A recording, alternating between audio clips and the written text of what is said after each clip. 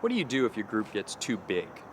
In fact, I get asked the question all the time, how big should my group be, or how small should my group be?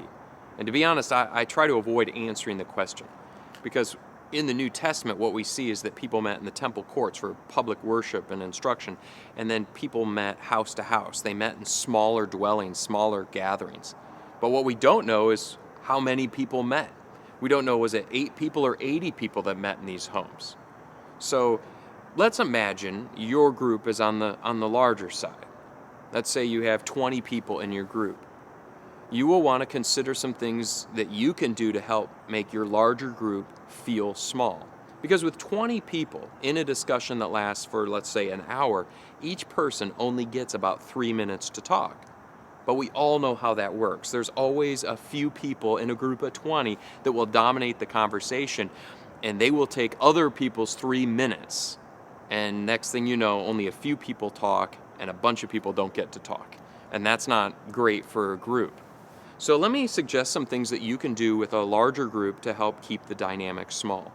After you've, say, gathered together at the very beginning of your group, let me encourage you to consider subgrouping. So maybe you have opening social time all together, but then when it comes to the discussion, you break into 3 smaller groups. So one group goes to the living room, one group goes to the dining room, one group goes to the family room. And for part of the discussion, they have these smaller groups.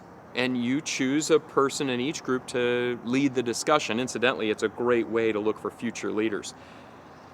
After the discussion time, maybe they all come back together so you're all one big happy group again. But by breaking in those smaller groups, more people are encouraged to participate in the conversation. The other thing you can do is, say, for prayer time, break into groups of 4. And this way, people will share their prayer requests at a much deeper level than they will in a larger group. And then more people will pray, which is part of the goal of a prayer time if they're in that smaller group.